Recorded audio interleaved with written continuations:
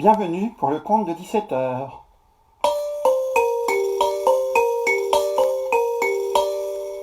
Le conte de 17 heures, c'est un conte tous les jours, sauf le week-end, pendant le confinement. Aujourd'hui, je vais vous raconter une histoire d'une mère. Cette mère, elle est très heureuse, car elle vient d'accoucher.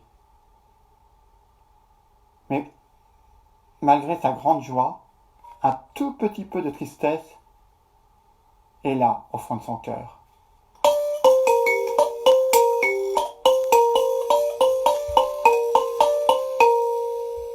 Cette mère est un peu triste, car elle aimerait faire un cadeau à son fils. Mais elle est tellement pauvre qu'elle n'a rien à lui donner. Alors, elle se demande qu'elle va bien pouvoir donner comme cadeau à son fils et elle réfléchit.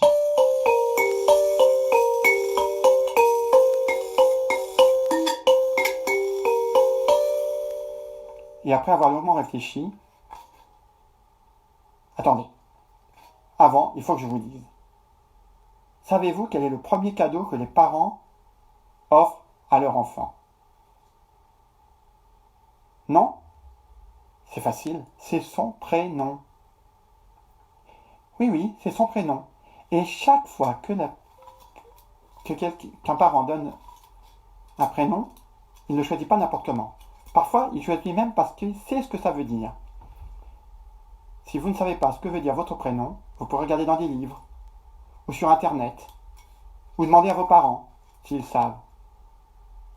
Elle, cette femme, elle décide d'appeler son fils Épaminondas.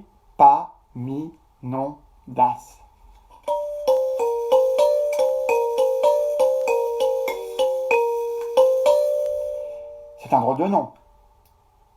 C'est le nom d'un général qui a été très célèbre pour avoir gagné 2 batailles durant l'Antiquité.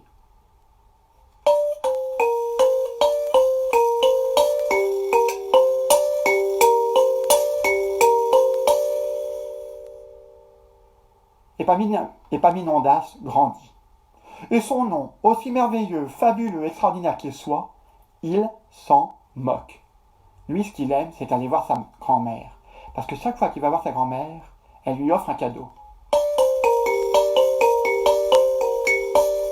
Et Épaminondas, comme beaucoup d'enfants, aime les cadeaux.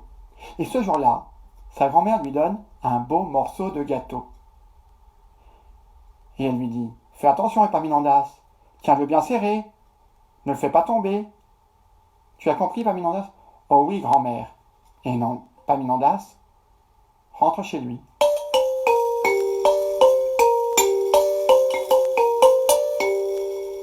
Et il serre très très fort le gâteau. Il le serre tellement fort que quand il arrive chez lui, il n'a plus dans ses mains qu'une poignée de miettes de gâteau. « Que rapportes-tu là, Épaminondas ?» lui demande sa mère. « Oh, un gâteau que m'a donné grand-mère, maman. »« Mais Épaminondas, qu'as-tu fait du bon sens que je t'ai donné à ta naissance? Ce n'est pas la bonne manière de rapporter un gâteau. La bonne manière de rapporter un gâteau, c'est de le mettre dans un papier fin, de l'envelopper, de le mettre sur sa tête, de mettre la coiffe de son chapeau sur sa tête et de rentrer tranquillement à la maison. Tu comprends, Épaminondas? Oh oui, maman. »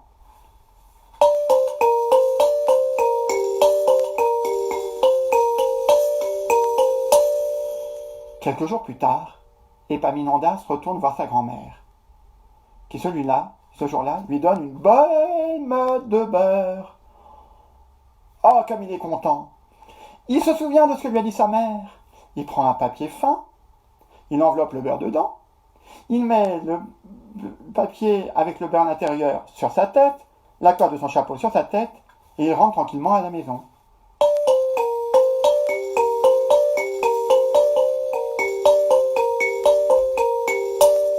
Mais le problème, c'est qu'il fait très chaud. Parce qu'Épaminondas, lui, il habite en Afrique. Et dans ce pays-là, en Afrique, il fait très chaud. Le soleil tape très fort. Et le beurre commence à fondre. Ce qui fait que quand Épaminondas arrive chez lui, tout le beurre est sur Épaminondas. « Que rapportes-tu là, Épaminondas? Du beurre que m'a donné grand-mère, maman? Mais Épaminondas, qu'as-tu fait du bon sens que je t'ai donné à ta naissance? Ce n'est pas la bonne manière de rapporter du beurre. la bonne manière de rapporter du beurre, c'est de prendre prendre des feuilles fraîches, d'entourer le beurre dedans, de le prendre dans ses mains, et quand tu arrives sur le bord de la rivière, sur le chemin, entre chez ta grand-mère et chez toi, tu le plonges dans l'eau, pouf, encore et encore, plouf, tu le reprends dans tes mains, et tu rentres tranquillement à la maison. Tu comprends, Épaminondas? Oh oui, maman.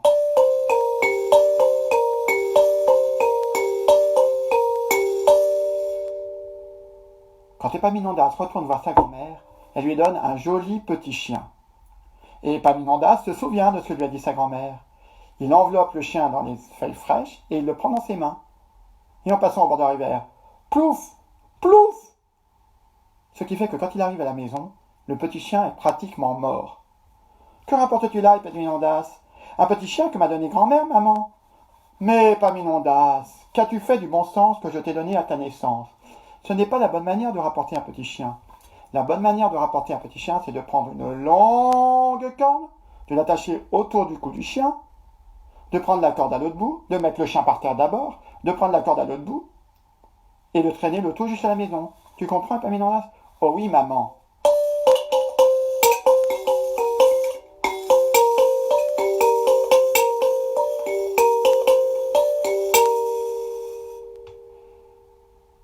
Épaminondas va à nouveau voir sa grand-mère, qui ce jour-là lui donne un beau pain frais, avec une belle croûte dorée. Qu'il est beau ce pain! Il le prend, parce qu'il se souvient de ce que lui a dit sa mère. Il attache une corde à un bout du pain, il met le pain par terre, prend la corde à l'autre bout et rentre tranquillement à la maison. Ce qui fait que quand il arrive chez lui, le pain est tout noir de poussière. Que rapportes-tu là, Épaminondas? Un pain que m'a donné grand-mère, maman. Mais Épaminondas, tu n'as jamais eu de bon sens et tu n'en auras jamais. La prochaine fois, c'est moi qui irai voir ma mère, ta grand-mère.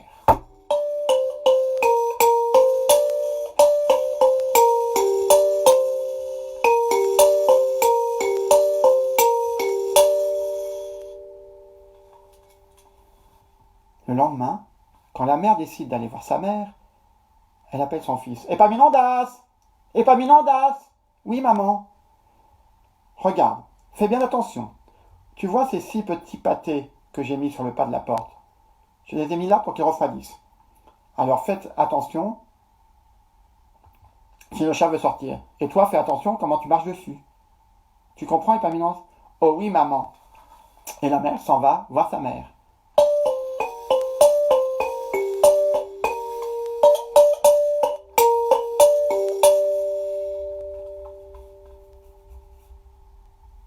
Dans l'après-midi, Épaminondas veut aller jouer dehors.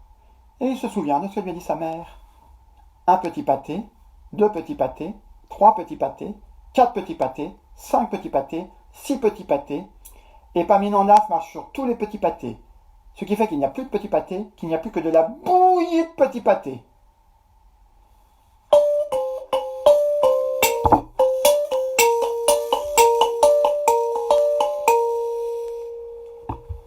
Qu'est-ce qui est arrivé quand la mère d'Épaminondas est rentrée? Je n'en sais rien, car personne n'a pu me le dire. Mais il y a une chose dont je suis sûr, c'est qu'Épaminondas n'a jamais su quel était le goût de ces 6 petits pâtés-là.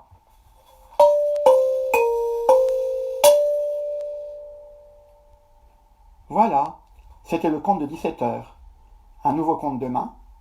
N'hésitez pas à regarder les anciens contes, ceux de la semaine dernière. Et n'hésitez pas à commenter mes contes et à les partager. Je vous souhaite une bonne continuation et un bon courage durant ce confinement. À bientôt!